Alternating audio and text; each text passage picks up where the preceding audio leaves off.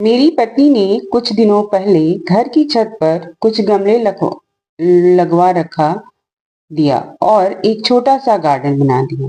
पिछले दिनों मैं छत पर गया तो ये देखकर हैरान रह गया कि कई गमलों में फूल खिल गए हैं।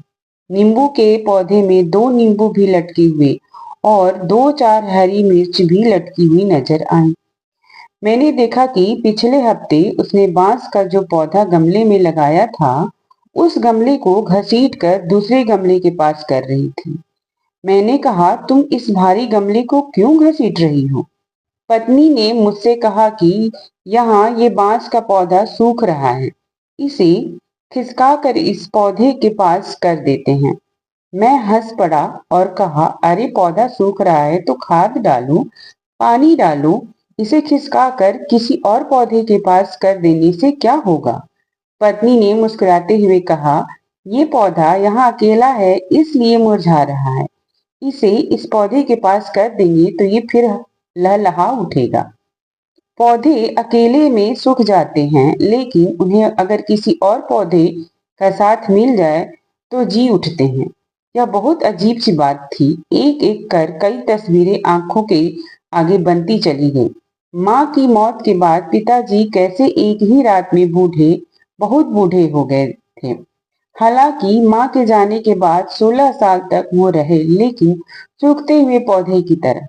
माँ के रहते हुए जिस पिताजी को मैंने कभी उदास नहीं देखा था, वो माँ के जाने के बाद खामोश से हो गए थे।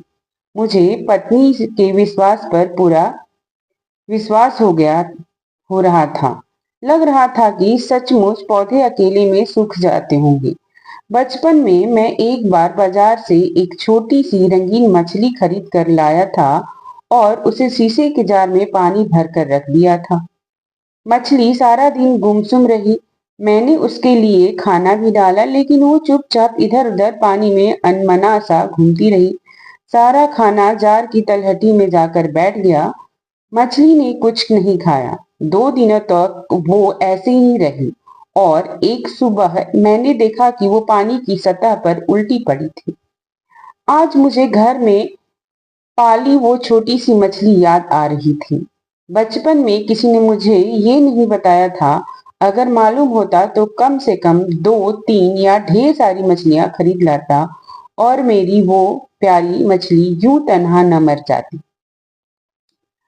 बचपन में मेरी माँ ने सुनाया था कि लोग मकान बनवाते हैं और रोशनी के लिए कमरे में दीपक रखने के लिए दीवार में इसलिए 2 मुखे आले बनवाते थे, क्योंकि माँ का कहना था कि बेचारा अकेला मोखा गुमसुम और उदास हो जाता है। मुझे लगता है कि संसार में किसी को अकेलापन पसंद नहीं। आदमी हो या पौधा, हर किसी को किसी न किसी के साथ की जरूरत होती है। आप अपने आसपास झांकिए, अगर कहीं कोई अकेला दिखे तो उसे अपना साथी दीजिए, उसे मुरझाने से बचाइए। अगर आप अकेले हो तो आप भी किसी का साथ लीजिए, आप खुद को भी मुरझाने से रोकिए। अकेलापन संसार में सबसे बड़ा सजा है। गमले के पौधे को तो हाथ से खींचकर एक दूसरे पौधे के पास किया जा सकता है, लेकिन आदमी को करीब लाने के लिए जरूरत होती है रिश्तों को समझने की, सहेजने की और समेटने की।